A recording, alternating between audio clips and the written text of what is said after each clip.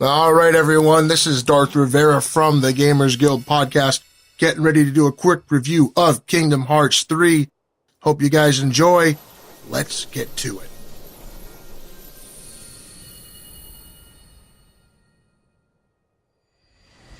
So as usual, you start the game and it gives you a couple of choices to make.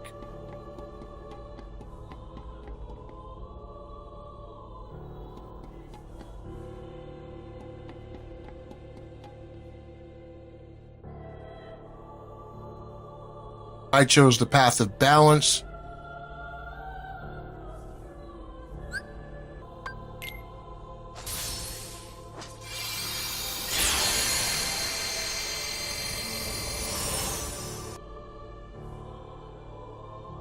And as usual, in most RPGs, I go with the path of the warrior in my first playthrough just so I can get a feel of the game.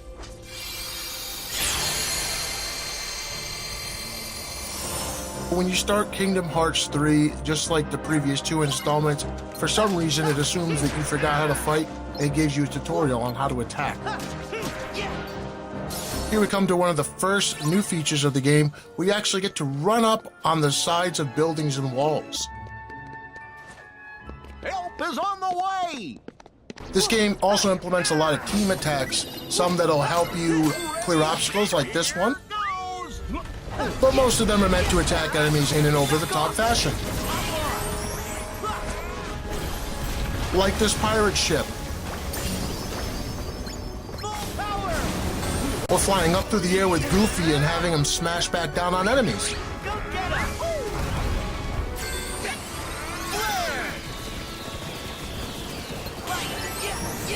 This one here is one of my favorites. You actually get to sit down and shoot enemies like it's an arcade game.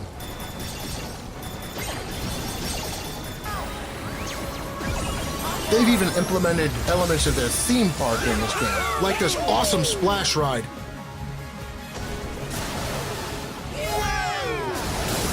They even brought back Sora's rage form, where he turns heartless and goes nuts on the enemies. Each Keyblade you wield actually has its own special ability, like this one that I got on Mount Olympus. And for those of you who played Birth by Sleep, they brought back Shot Lock, which not only teleports you to higher elevations, but can attack more than one enemy at once. So I actually like what they've done with the gummy ship.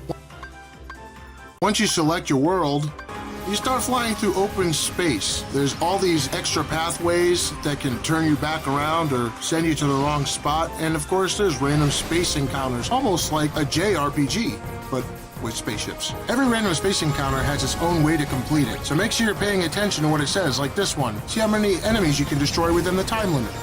Along with random encounters, you also encounter boss fights that in the beginning seem a bit tedious, but I'm pretty sure as the game progresses, your ship will get stronger and these bosses will be less time-consuming. Another thing I actually really like about this game is the fact that your companions Donald and Goofy are actually very helpful and will reveal things like this. As the story progresses, you'll be given a camera to take pictures of various things like this Mickey Mouse emblem. Or this shameless nod to a video game that nobody wants to play. I still don't want to play Dissidia. Along with the camera, you also get the gummy phone, which lets you play these games styled after the old Tiger handheld, which kind of makes me feel old at the fact that some of you watching don't even know what I'm referencing, but this game can be fun and addicting.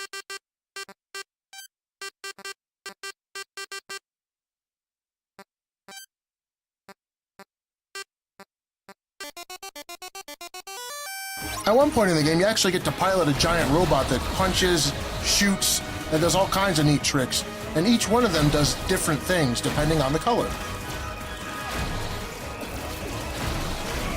What's awesome about this installment is that you no longer have to choose which friend you want to take with you, because you actually get to have more than 3 party members. And of course, one of my favorite aspects of the game so far, being able to play as Riku.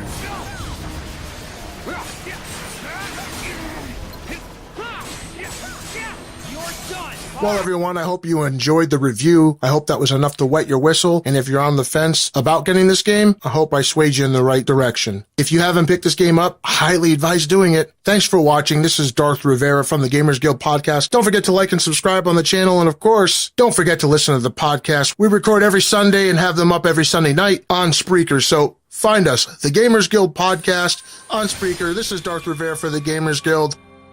I'm out.